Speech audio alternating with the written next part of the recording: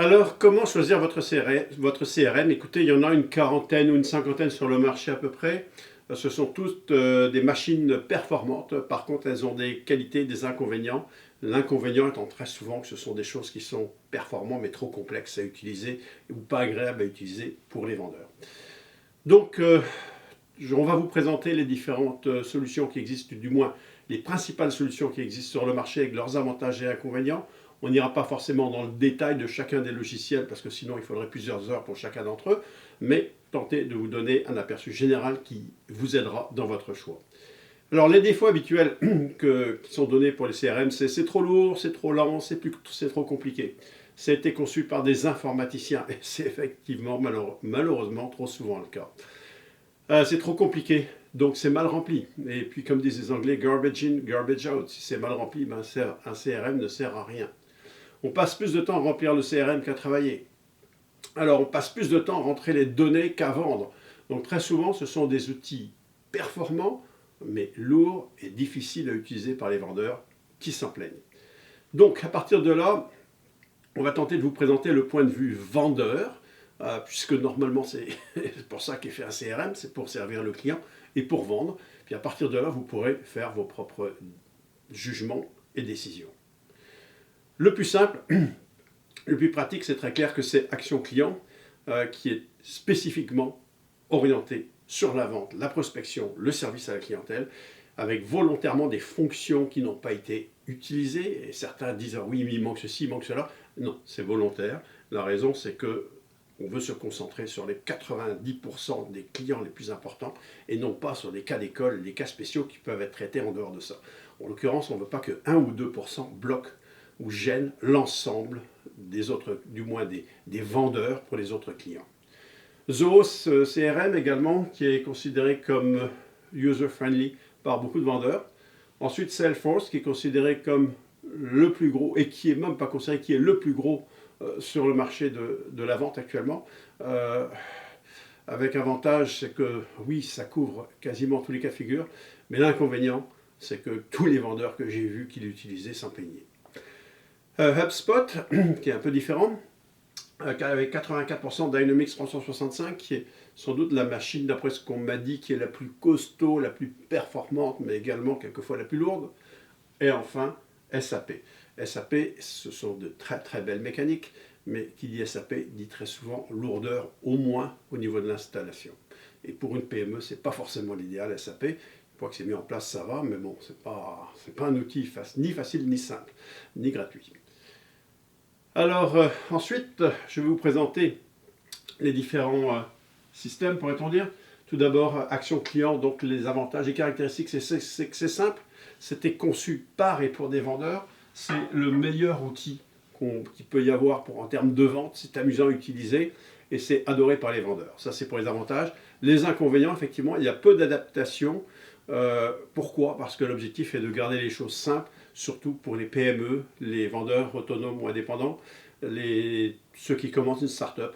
Donc c'est un choix qui a été fait de manière volontaire par Action Client que de limiter les possibilités, avec des possibilités quand même d'espace à adapter par soi-même sans qu'il y ait besoin d'utiliser des services informatiques pour venir l'adapter à vous.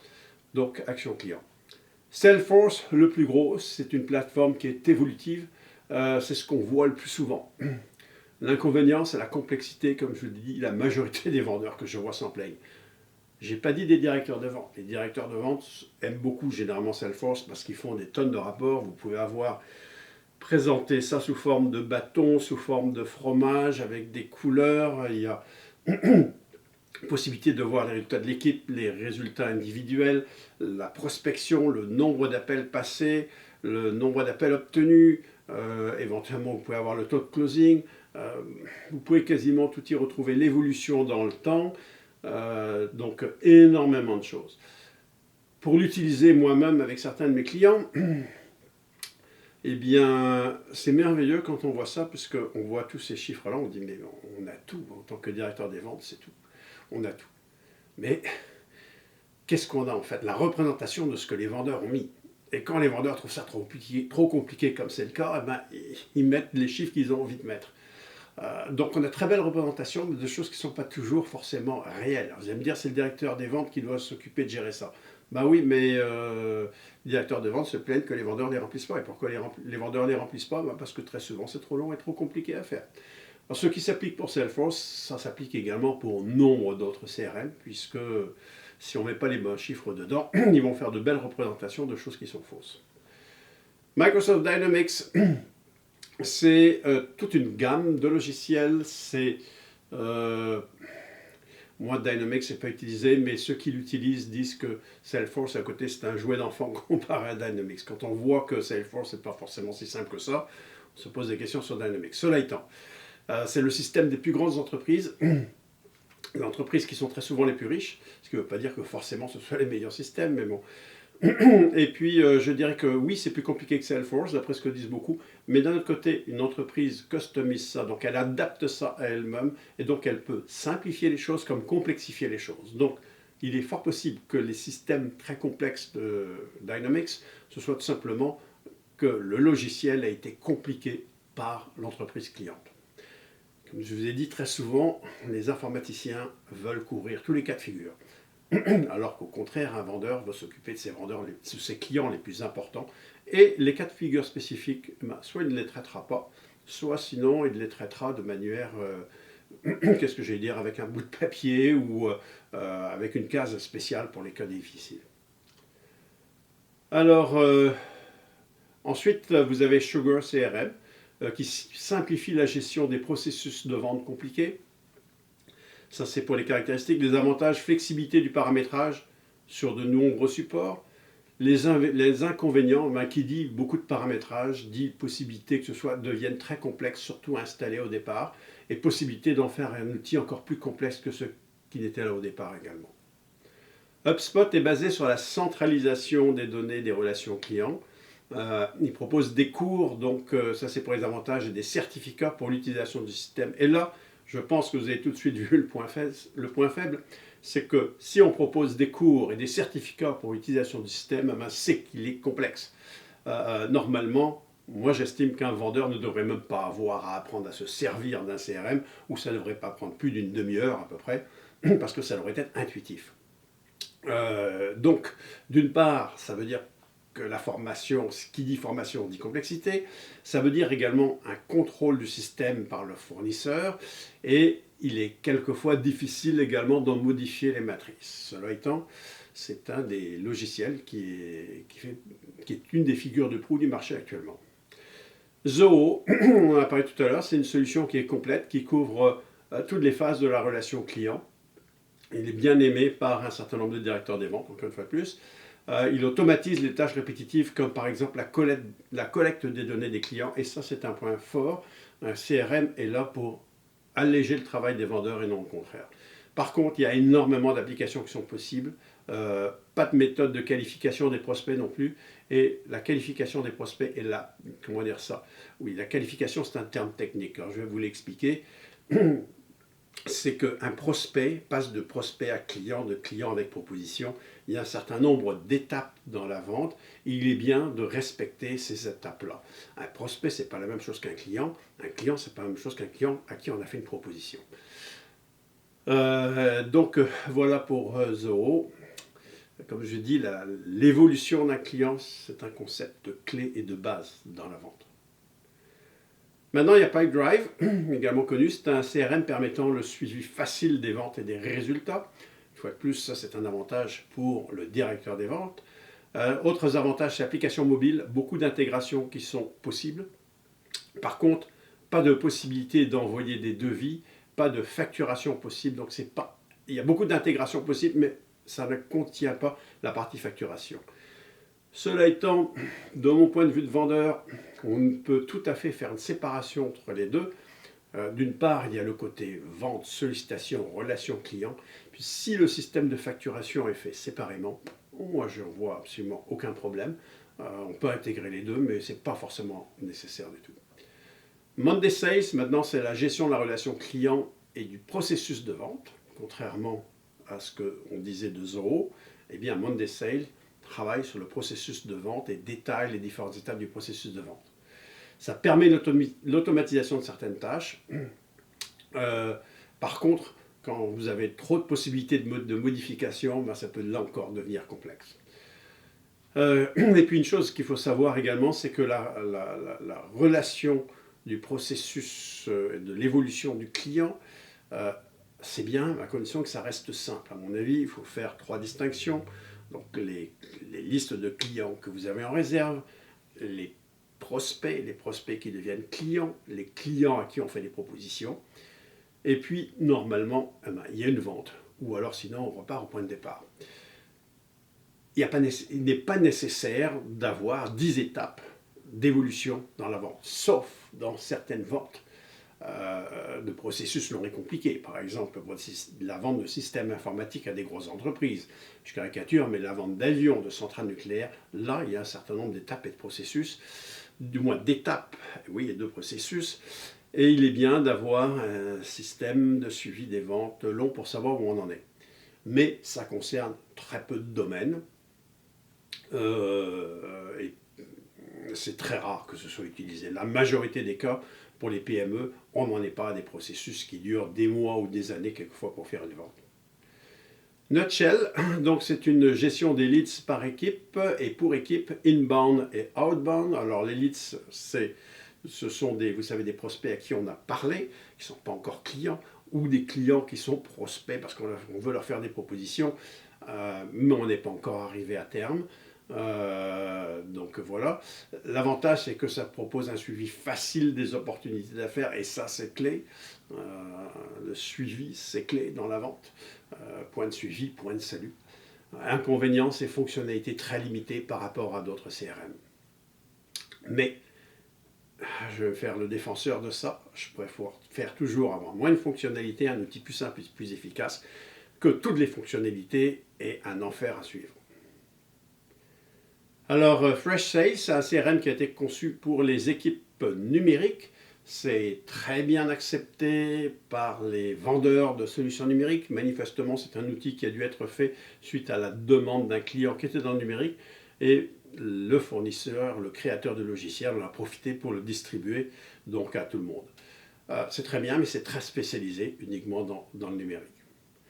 Oracle CRM, tout le monde connaît Oracle, c'est une très grande et très grosse boîte de gestion de données et autres.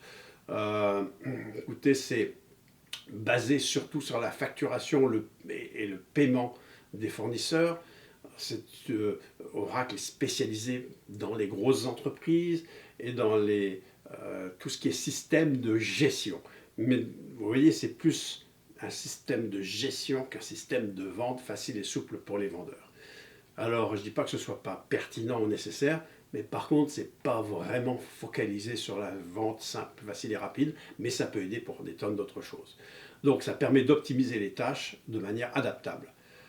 Inconvénient, difficile à implanter, nombreux messages d'erreur et frustrant. Alors, vous savez, pour qu'on dise que ce soit frustrant, déjà de manière générale, c'est sans doute un doux euphémisme, parce que ça veut dire que ceux qui l'utilisent doivent véritablement non pas être frustrés, mais être en colère. Alors maintenant, vous avez Capsule, CRM qui est bien orienté vers l'aide des vendeurs, c'est facile à utiliser, peu de fonctionnalités marketing et de mailing, obligation de mettre les mails donc en BCC pour les garder. Là encore, pour moi, c'est pas très grave. Ce qui est important, c'est de travailler sur les vendeurs, des outils d'envoi de courrier électronique. Il y en a des tonnes. Soit ça peut être intégré, soit ça peut se faire à côté. Alors, Agile ou Agile, CRM avec automatisation des ventes et du marketing, avec des services sur une plateforme numérique. Avantage et création de campagnes automatisées de marketing, permet de garder des contacts et des informations. Donc vous voyez, c'est un CRM qui est orienté marketing. Il paraît compliqué aux utilisateurs qui doivent régulièrement appeler l'équipe de support aux fabricants. Ça, c'est pas un bon signe, parce que appeler une équipe de support aux fabricants, ça veut dire que soit on a une réponse, soit on n'en a pas. Soit le système est bloqué pendant un certain temps où on ne l'utilise pas ou mal. Il doit y avoir aussi sûrement à un moment donné des services qui deviennent payants, des services de support qui deviennent payants, à partir d'un certain moment du moins, ou peut-être qu'il faut s'abonner pour ça. Bref, c'est le mot agile. mais par contre, pas sûr que ce soit le cas sur le terrain. Pipedrive, très connu, CRM pour les PME qui n'ont pas encore de CRM. C'est simple, peu de clics pour réaliser une tâche, et pour moi, ça, c'est quelque chose d'hyper important. C'est bien accepté par la vendeur, hyper important aussi, parce que c'est eux qui font le travail. N'oublions pas ça. Moi, je préfère toujours avoir des vendeurs qui apportent des résultats que des vendeurs qui ont plein de chiffres pour expliquer leurs échecs. Alors, l'inconvénient, peu d'outils marketing qui sont inclus également, mais là encore, c'est pas très gênant. N'oubliez pas une chose, c'est que ce sont les vendeurs qui font les ventes, et le marketing vient en support.